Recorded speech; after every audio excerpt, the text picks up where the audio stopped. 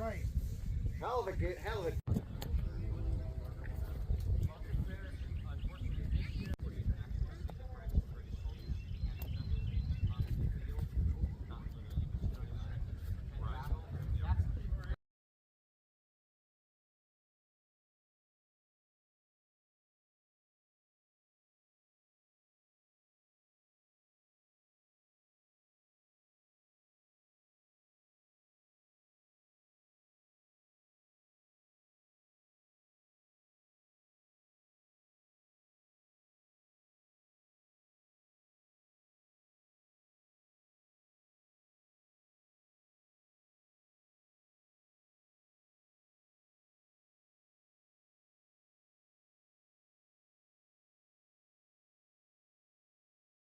It has this painted canvas for waterproofing. The reenactors refer to this as the Fort Ticonderoga knapsack. That's where the original that it's based on was found.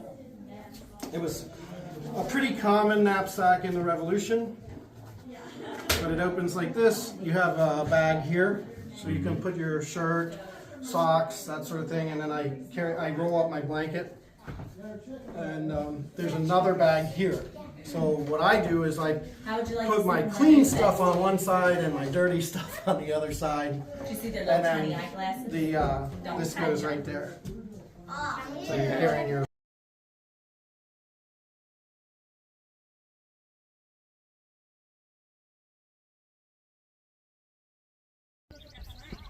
Do you notice anything about that flag? Is it similar to the Maryland flag?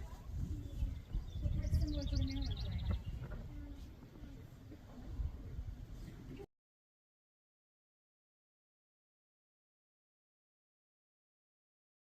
Celebrating Fort Frederick's 100th birthday as a Maryland State Park with us. It's really a pleasure to see so many wonderful people here enjoying the park's history and what we have to offer. This is a really special program. We don't get to do it very often. And it's basically a demonstration of, the use of black powder weapons over a 100-year period. Obviously with me, what time period do you guys think that I'm coming to you from? Colonial era, sure, yeah, exactly. So yes, I am coming from what would have been colonial Maryland at the time. So 1756, a Maryland provincial soldier. Then we have here Mr. Pat McGuire. I guess I should say my name is Jacob Davis. Nice I'm Pat McGuire. We are both interpreters here at the fort. I also represent a soldier of Maryland, but not the colony of Maryland, but the state of Maryland. About 105, 110 years later, during the American Civil War. So we will be demonstrating how the weaponry of his era and the weaponry of my era were utilized on battlefields. We'll show you a little bit of the similarities as well as the differences in these sort of side by side. So I think one of the big things is if you guys, especially if you're someone who is not versed in 18th century arms, 19th century arms, you might look at these two weapons and see them side by side, and you might say, oh, those look pretty similar. Those are like the same thing, right? Well, you couldn't be further from the truth. So, in terms of the weapons that we are using today, there are some very basic similarities. And to cover those really quickly, that is the lock, the stock, and the barrel. Those are the three main ingredients that make an arm at the time of the American Civil War or an arm at the time of the French and Indian War. So the lock is this piece on the side. One of the major differences is that I'm using a flintlock musket, whereas Pat is using a percussion cap. Yeah, and so basically they have two different ignition systems is sort of the best way to think about it. Whereas mine requires a piece of sharpened stone, known as flint, crashes into what is known as the hammer right here. It basically shaves off some red hot filings from the hammer. That shower of sparks will fall down into the pan, igniting my the powder in the pan and going through the touch hole on the side of the barrel and igniting my charge that I'll seat at the bottom of the barrel, sending everything out the end. As for Pat's lock. So my rifle works similarly in the sense that I am sending a flame through a small touch hole to ignite a round that I seated at the breech of a barrel through the muzzle loading process, which we will demonstrate in a minute. However, I do not have a hardened piece of steel, a flint stone. I'm not creating a shower of sparks that needs to land on open powder. Anybody here ever owned a cap gun? Know that smell of just popping a cap? I have a small brass cap. that literally sits on, it looks like a small top hat. It's filled with fulminated mercury. It's the entire ignition process of the 18th century weapon condensed into a single item that just is struck with a hammer and sends that spark all the way directly through the barrel. So a more streamlined version of this multi-step process. One of the other big key differences between our two arms is the barrel. From the outside, it looks pretty similar. The inside, though, you got something completely different going on. I am using a smooth bore musket. So as smooth as it is on the outside, it's that smooth going down the barrel as well, which means this really only has an aimed accuracy of about 60 to 100 yards. A well-trained soldier in the 18th century should be able to hit a man-sized target, and they would even practice firing at targets from about 60 to 100 yards. So that is how my barrel operates. Now my weapon is a rifled weapon. By the time of the American Civil War, rifling, which did exist in the 18th century, had become more commonplace in the average weapon of the infantry. So you will see soldiers being trained at ranges such as 200 to 400 yards, and you will see the capable, deadly efficiency of this weapon at ranges far exceeding that. You'll have accounts of them opening fire at times between 800 and 1,000 yards. I always find it interesting that my targeting sight here goes up to about 900 yards. So you'll see we have stretched the deadly space of the battlefield a good bit. So another key sort of a similarity between the two of us is that if you're joining the military, whether it's in the 18th century or the 19th century, there's sort of this myth, this idea that every American before some year was born with a gun in their hand. That couldn't be further from the truth. Many people before they join the military are tradespeople. They're working in factories by the 19th century. In the 18th century, they're carpenters, shoemakers, all these different things. None of these jobs require you to ever handle an arm. Not only that, arms were incredibly expensive in both time periods, both the 18th and 19th century. So, with that in mind, when you're issuing muskets or issuing rifles to new enlistees, you want to make sure that that they know how to appropriately load and fire these muskets. Which is why in the military there is drill, and a little bit more drill to be able to load and fire these muskets. So to go chronologically, we're going to both go by the numbers through our various ways of loading and firing these muskets or rifle. So I'm going to go ahead and get started here. So I am going to be loading gunpowder, but not an actual bullet. Still makes a loud pop. So I'll warn you guys just before I'm ready to fire to basically, get you guys ready before I shoot. So for soldiers in the 18th century, they'll start with the gun in front of them, at which point they'll be told to shoulder your firelock. 1, 2, 1, 2, and I bring it to the shoulder. From here, as a soldier, I can move through all the different pieces of loading and firing my musket. So from here, as a soldier, I'm just going to put my back to you guys for just a moment here. I need to get the gun into a position where I can actually load it. From there, I'll be told to poise your firelock. 1, 2. I hold it out in front of me in a poised position. I'll then be told to half cock your firelock. I bring the gun down in front of me, bring it to half cock, which is one of the safeties. As I pull the trigger, nothing happens. That's one of the two safeties on these 18th century weapons. The other is the hammer stall, this piece of leather that covers my hammer. Obviously, when flint strikes leather, nothing happens. So I've got two safety features on this weapon. I would then be told to open your pan. Then I would be told to handle your cartridge. I pat my belly box to settle any loose powder in the cartridge. I then pull out a cartridge, which will be pre-made and would have a pre-measured amount of gunpowder as well as one musket ball loaded into the cartridge. I hold that under my chin, so I'm told to uncap your cartridge. I uncap the cartridge, keeping it under my chin, so I'm given the command to prime. I put a little bit of powder in the pan, enough that's going to catch a spark. I'll then be told to shut your pan. 1, 2. I bring the gun down in front of me, where I can then load the rest of the charge down the barrel. So again, imagine the rest of the gunpowder, all the paper acting as wadding, and one musket ball. So that all gets loaded down the barrel. You then have to seat that charge, so you'll be told to draw your rammer. I shorten it on my chest, and then told to ram down your cartridge. I ram it down to the bottom, seating it at the bottom of the barrel. I'm then told to return your rammer, return the rammer back down into the pipes, and I bring the musket back up to the shoulder position, which was the cue to the sergeant, the commanding officer, that I am ready to fire. This is also the cue to all of you guys that I'm ready to fire. So if you're sensitive to loud noises, if you don't like loud noises, this will be the time to cover up your ears. Then with 3 basic commands, I as the soldier will then fire the musket. The first command, and sorry to put my back to you guys, if you want to come around anyone, but first command would be to make ready. I bring the gun around to be in the recovery position, bring the gun to full cock, removing the hammer stall. I'll then be told to reset, and carefully aiming at a shot down range, I would be told to fire.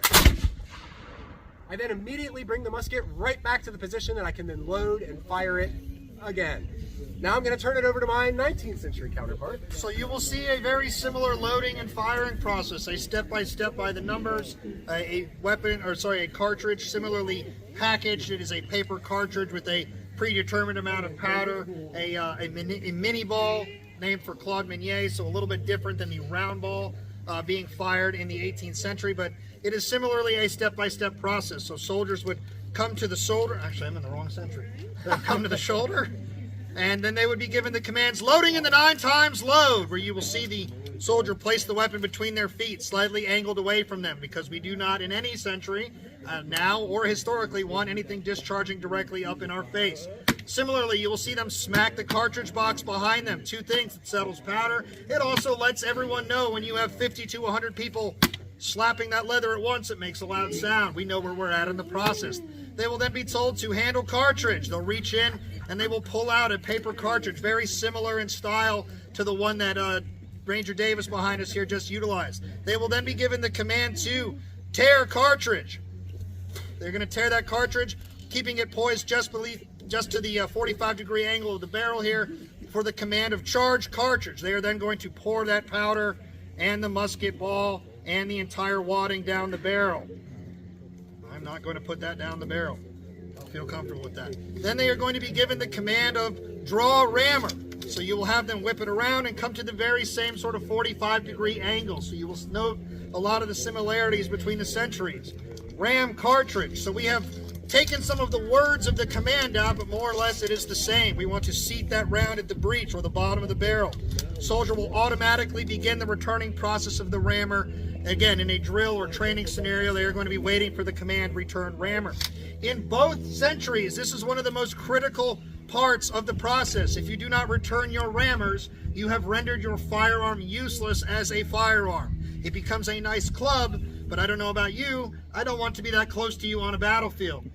So, putting your rammer back is critical. Now, at this point, again, wrong century. The soldier would come back to the shoulder, a visual sign that the weapon is loaded and ready to fire. Similarly, like Ranger Davis said to you, I am also loaded and ready to fire. So again, one more time, a loud sound will be imminent. If you are wearing a hearing device, you want to turn the volume down on that. If we have young children that are jumpy, pets, if we have a leash, or if we are excited husbands or wives out here, make sure you hold on to each other for the excitement of the loud boom. But the commands would be very similar in the sense that they would be given as ready. Soldier would then come, replace that old cap by putting a new one on the cone. Aim! Fire! They would automatically recover their arms. So now what we're going to do is stand side by side. Hello, so my name is Jacob Davis. I'm one of the historical interpreters here at Fort Frederick State Park. Today I'm dressed as a Maryland provincial soldier as they're described in 1756. We have 2 deserters descriptions from that time period where 2 men, Aaron Halsworth and Philip Connolly, run away from here at Fort Frederick. And when they run away, well, you want to be able to get those soldiers to come back. Desertion, as it is today, same back then, was a crime. So you would post basically descriptions in the local newspaper to get those people back. By having a description, the local populace knows what they're looking for. So the description of Philip Connolly and Aaron Halsworth describes them as running away in red coats turned up in black. So those are our only descriptions of what may have been a Maryland uniform during the French and Indian War. But something that we know for certain is the stand of arms that each of these Maryland soldiers would have been using. The stand of arms basically includes 3 main things. It includes the smoothbore muskets. It includes my cartridge box or belly box, which contains my ammunition, has holes bored into it. It also includes my sidearm, which is my bayonet. And you can see that it's in a frog as well as having a scabbard, and that would have been part of the stand of arms as well. The bayonet, of course, is what turns your musket effectively into a pike or a spear. And for all soldiers in the 18th century that are going into battle, pretty much all those soldiers are going to be marching into battle, bayonets already affixed. Of course, it's quite the sight whenever you see, 100 people marching across the battlefield with sharp, pointy bayonets, slowly, methodically marching towards their enemy. So as for everything that I'm wearing, to our best knowledge, this is what a Maryland soldier would have looked like in late 1756. My name is Patrick McGuire. I'm the lead historical interpreter here at Fort Frederick State Park.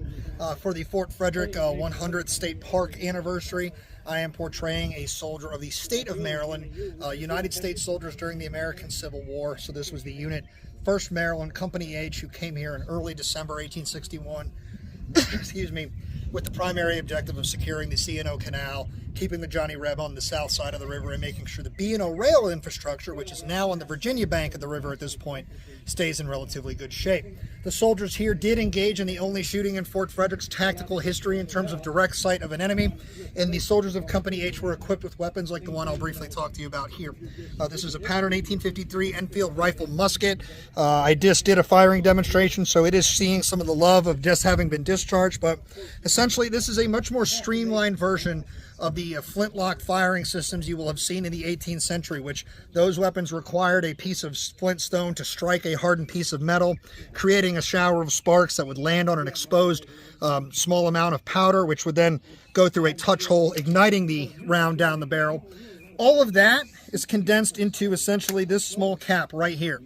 This small brass top hat looking thing, when it is in its prime form, is coated on the inside with something called fulminated mercury. And when you create that very same hammer strike, dropping on this hard cone here, it ignites and makes a spark from this that goes directly through this small hole into the barrel, which will then discharge the round. So similar to the 18th century, where we are shooting a flame through a small touch hole to ignite the round, but instead of having to rely on separate components such as a flint stone, a hardened piece of steel, and this loose powder sitting in the pan there, it's all condensed into this one little brass top hat, which then ignites the rest of the cartridge that I had loaded through the muzzle of this weapon. But just like the 18th century, this is a muzzle loading weapon.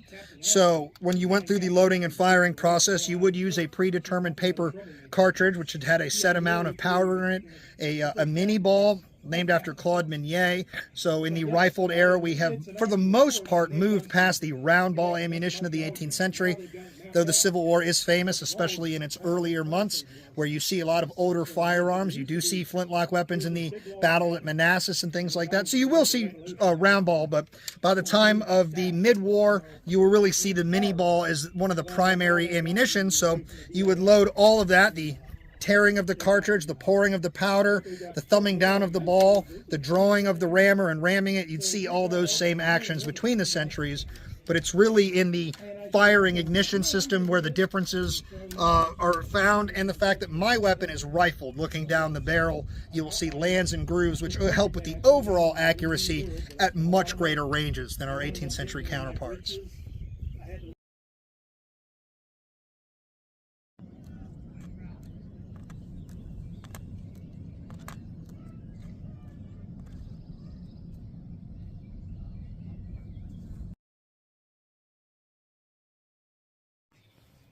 Hi, I'm Melanie Desmond. Welcome to Fort Frederick State Park. This is the park's centennial year.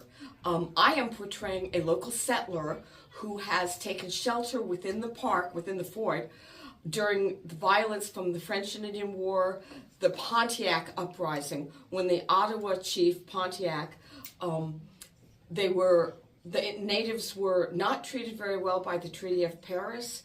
Their issues were not represented, their interests, by the British. So the governor of Maryland ordered the commander of Fort Frederick to open up the gates and allow local settlers to come in here for safety. So if our farm is burnt, at least we're surviving. And this is the guard room. So they've just given us permission to stay in here tonight. We have things with us that probably wouldn't be left at our farm even if it wasn't burned down. The natives would probably go through things and take what they couldn't produce, which would be textiles. Wool, linen, even cotton were trade items for Native Americans. Iron, metal, they didn't work metal. This is a knife. It's actually a butchering knife in a leather sheath. This is a hand-woven wool blanket, seamed down the middle because there were no big wide looms, and some hand-woven linen tape tying it back, a linen sheet inside of that. Plates, although some of the things we could bury at home and come back for it later. But we don't know. We don't know what would be left, if anything. Foodstuffs that natives did not produce, such as European crops, wheat, oats, barley, rye, cheese, dairy products. They didn't keep cattle.